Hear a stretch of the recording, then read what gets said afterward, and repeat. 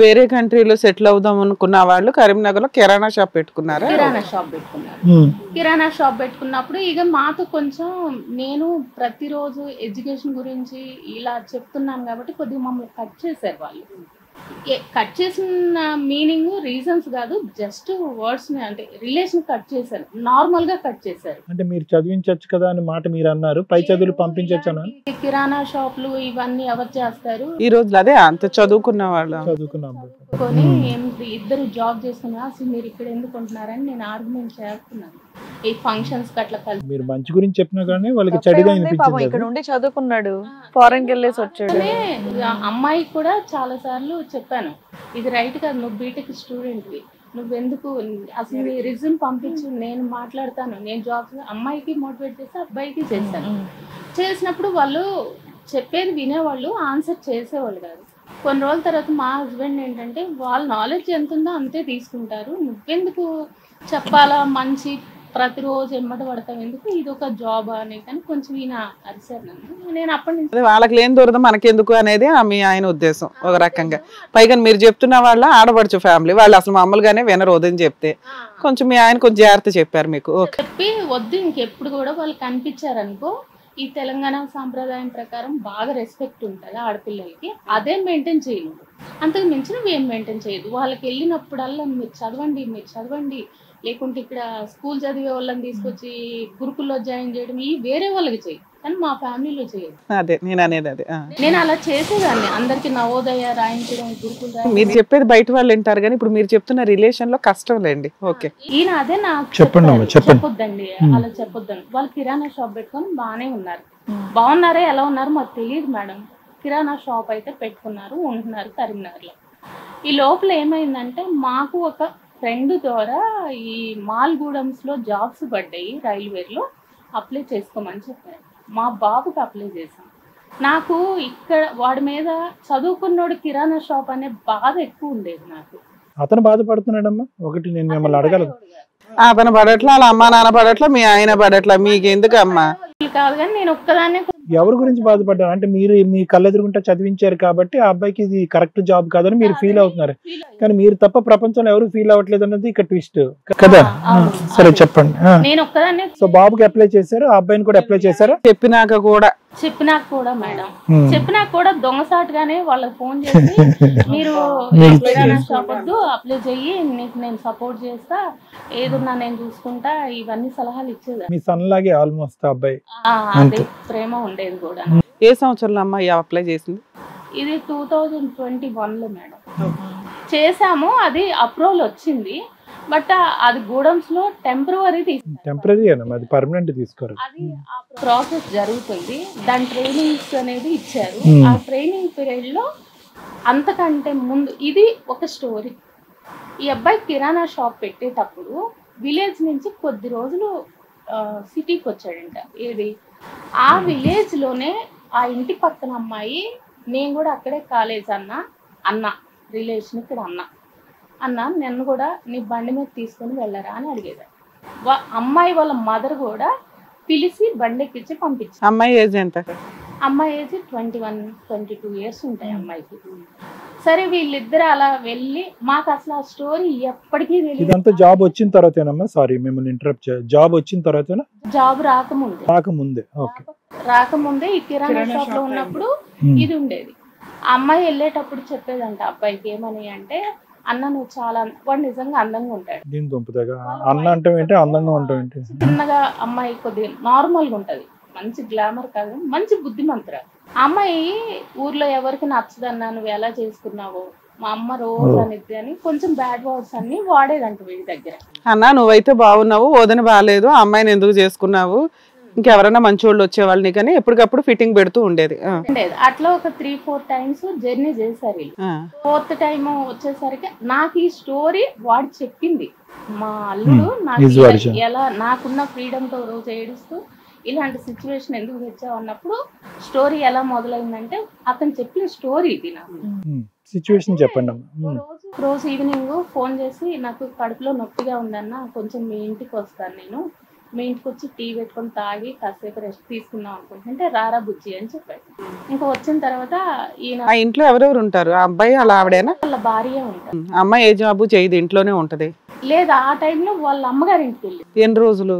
ఒక 1 వీక్ వెళ్ళిందంట. అమ్మాయికి హెల్త్ కొద్దిగా ఏదో బాగాలేక అమ్మాయి వాళ్ళ అమ్మ ఇంట్లో అబ్బాయి ఒక్కడే ఉన్నాడా? ఉన్నాడు. అప్పటికి పిల్లలమ్మ వాళ్ళకి లేరండి. సో ఈ అమ్మాయి టీ కావాలన్న టైంకి అక్కడ భార్య అయితే లేదు. లేదు. ఇంకా అమ్మాయి వచ్చిందంట. వచ్చి టీ పెట్టుకొని తాగమని వీడికి చెప్పి షాప్ కింద ఉంటే కింది వేరే ప్లేస్ కి షాప్ కి వెళ్ళంట. వచ్చేసరికి వంట చేసి అక్కడ వెజిటేబుల్స్ అన్ని తీసుకొని అమ్మా అమ్మాయిది పక్కిల్లే కదమ్మా, మీరు చెప్పిన దాని ప్రకారం పక్కింటి పిల్ల అన్నయ్య అని బైక్ ఎక్కుతూ ఉండేది అన్నారు.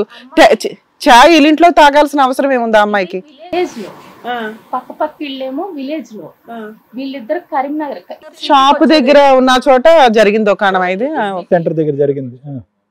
అక్కడ అమ్మాయి కరీంనగర్ లో చదువుతుంది, హాస్టల్లో. అక్కడ హాస్టల్లో ఉంటుంది. సరే, వంట చేసి పెట్టింది, చెప్పండి అమ్మ. వీళ్ళిద్దరు అటు ఇటు తిరుగుతా ఉంటారు బైకుల మీద. అయితే ఓకే, తిరగడము ఇంకా అలా అలా ఇద్దరు దగ్గర అయిపోయి ఒక లెవెల్ కి వెళ్ళిపోయి ఏది అన్న చెల్లెలు అనుకుంటూనే రూమ్స్ కి వెళ్ళడము, ఫోటోలు బీభత్సమైన వీడియోలు తీసుకున్నారు, రకరకాల వీడియోలు. ఇంకా ఎంతకాలం ఈ ప్రయాణం బాగానే 1 year పైన నడిచిందంట. ఓకే, అక్కడ వరకు అబ్బాయి వరకు క్యారెక్టర్ అలా ఉంది. ఇందులో ట్విస్ట్ ఏముంది? వాళ్ళు అలా ఆవిడ అలా అమ్మ చూసుకుంటారు. ఇందులో ఇది అయిపోయింది. ఇంట్లో తెలిసిపోయింది మేడం. ఒక రోజు అమ్మాయి చెప్పిందంట, మీ ఆవిడని నీకు పిల్లలు కాలేదు కదా, నీ భార్య నొప్పించు, లేకపోతే నా దగ్గర ఇన్ని వీడియోస్ ఉన్నాయి, ఇవన్నీ బయట పెట్టాను, ఒక 2-3 లక్షల డబ్బులు తీసుకున్నాను. అమ్మాయి వాళ్ళ అమ్మ, తల్లి కూతురు ఇద్దరికి తెలుసు ఆ విషయం. తీసుకున్నారంట. అది కూడా వీడు చెప్పట్లేదు. వీడు అప్పులు చేసి ఫ్యామిలీ మెంబర్స్ అందరికి షాపు లాస్ అవుతుంది ఇవన్నీ చెప్పాడు. మదర్ కి అదే, మేనమామకి అదే, భార్యకి అదే చెప్తున్నాడు. కానీ ఈ అమ్మాయి 21 లో షాప్ పెట్టాడు, 22 దాకా రిలేషన్ నడిపించాడు, 23 లో విషయం బయటపడిందా జనాలకి? 22 లోనే 1 year బయటపడింది అని. బయటపడిన తర్వాత ఏమైందంటే, ఫస్ట్ వాళ్ళ పేరెంట్స్ కు తెలీదు, నువ్వు కనుక చెప్పావు నేను చచ్చిపోతా. అది కొద్ది రోజులు, 1 నెల రోజులు బ్లాక్ మెయిల్ చేశారు. ఆ ఇష్యూ మా దాకా రాలేదు. ఎన్ని లక్షలు ఇచ్చాడమ్మా? ఒక 2-3 లక్షలు ఇచ్చానని చెప్పాడు. నాకు చెప్పడం అయితే 2-3 లక్షలు అమ్మాయికి ఖర్చు పెట్టాను నేనని చెప్పాడు. అది అయిపోయింది. ఆ తర్వాత వాళ్ళ సొంత మామ ఉన్నాడు కదా, భార్య తండ్రి, ఆయన దృష్టికి వెళ్ళినప్పుడు ఆయన నాకు ఫోన్ చేసేసి, వీడి ఇక్కడ ఉండడానికి లేదమ్మా, నువ్వు నాకు ఒక కూతురు లాంటిదని, వీడిని ఎట్లన్నా సేవ్ చేయి, నా బిడ్డ జీవితంలో ఇట్లా అవుతుంది, ఒక అమ్మాయికి ఇలా తిరుగుతున్నాడని ఒక నైట్ మాకు కాల్ చేసి. మీకా మీ హస్బెండ్ కా? మా హస్బెండ్ కి నాకు ఇద్దరికి మాట్లాడాడు ఒకే రోజు. మేమేమమ్మా వారేమన్నారంటే, ఎందుకు వాళ్ళ అమ్మా నాన్న పట్టుకొని కాలర్ పట్టుకొని మాట్లాడుకోవచ్చు కదా. అది జరిగినాకే వాళ్ళ అమ్మా నాన్నకి చెప్పి వాళ్ళని పిలిపించుకొని, వాళ్ళ అమ్మా నాన్న ముందుల అల్లుడిని తిట్టాల్సిన తిట్టి, అల్లుడు తల్లిని తిట్టాల్సిన తిట్టి, అయినా మారలేదని మీ దాకా దగ్గరికి పంపించారు. మా వారు ఏం చేశారంటే, సరే ఇక్కడికి తీసుకొచ్చుకొని వాడిని ఎటన్నా స్టడీ చదువుకున్నాడు కదా, పాస్పోర్ట్. కిరాణా షాప్ ఎత్తేసారా? ఆ కిరాణా షాప్ ఎత్తేసి అమ్మాయిని సామాన్ తీసుకుని వాళ్ళ మామ వాళ్ళ ఇంటికి వెళ్ళిపోయాడు. బిడ్డను తీసుకొని వెళ్ళిపోయాడు ఆయన. అయితే అబ్బాయిని తీసుకొచ్చి మా ఇంట్లో వదిలిపెట్టారు. 2022లో 22లో మా ఇంట్లో వదిలిపెట్టారు. వదిలిపెట్టినప్పుడు నేను కౌన్సిలింగ్ కానీ సార్ దగ్గరికి తీసుకెళ్ళా. ఇలాంటి తప్పు అవంతా, అక్రమ సంబంధాలు పెట్టుకోకూడదు అని కిరాణా షాప్ పెట్టకూడదు చెప్పిన తర్వాత నేను అడిగాను మేడం, ఏమని అంటే, ఇంకా అన్ని మానేసుకోరా ఆడపిల్లలు అంటే, ఇప్పుడు ఏదేమైనా అమ్మాయి పెళ్లిగాని అమ్మాయితో ఇలా చేసినప్పుడు నీకు చాలా ఇబ్బందులు వస్తాయి, రేపు కేసెస్ కూడా వాళ్ళకే ఫేవర్ ఉంటాయి, నువ్వేదో కాకమ్మ కథ నేను చెప్తానంటే ఏ కోర్టు నమ్మదు అని నేను ఇలాగ అబ్బాయికి మోటివేట్ చేస్తా ఉంటే ఆ అమ్మాయి ఎక్కడ ఫోన్ ఆపేది కాదు. ఒకరోజు ఫోన్ గుంజుకొని July 27 అనుకుంటా నైట్ ఫోన్ చేస్తుంటే ఆ అమ్మాయి ఫోన్ తీసుకొని, అమ్మ నీకు పెళ్ళిగాని అమ్మాయి, వాడికి పెళ్ళయింది, మీ ఇంటి పక్కననే నీకు తెలుసు, భార్య ఉందని తెలుసు, నువ్వు ఎలాగమ్మా వస్తావు వాళ్ళ లైఫ్లోకి అని నేను అడిగితే, ఏంటంటే మీరు కూడా వైఫైకి అప్డేట్ కాకుండా ఇంకా పాతకాల ఫేస్బుక్లో ఉన్నావా అని అడిగాను. వైఫై ఏంటి, ఫేస్బుక్ ఏంటి అని అడిగాను. వైఫై అంటే ఏంటమ్మా అంటే, మరి వైఫై పెట్టుకోవాలంటే అన్ని ఛానల్స్ వస్తాయి, ఇప్పుడు సుప్రీంకోర్టు ఏం చెప్తుంది, ఎవరికి నచ్చితే వాళ్ళు ఉండొచ్చు అని చెప్తుంది, మీరు చదువుకోలేదా, మీరు కూడా సొసైటీలో తిరుగుతారు, వైఫైకి ఫేస్బుక్ ఇలాంటి కొత్త అద్దాలు ఉన్నాయి, ఇవన్నీ మీకు తెలవ్వా? నేను మేజరు హిట్ టీవీ యాప్. ఇందులో short news, live news, entertainment shows, movies, digital magazines తో పాటు మీ జిల్లా వార్తలను కూడా ఫ్రీగా చూడొచ్చు.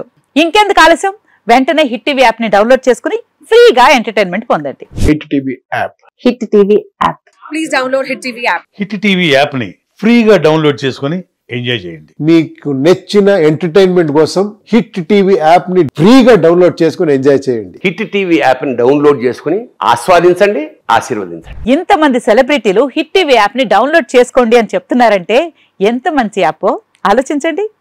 అమెరికా అమెరికా అమెరికా అమెరికాలో చదవాలనుకునే వాళ్ళకి విశ్వసనీయమైన పేరు మన శౌర్య కన్సల్టెన్సీ. UK లో 1 year masters, UK లో 1 year masters, 2 years work permit up to 5 years visa. Contact Saurya Consultancy. Contact 89851 89851.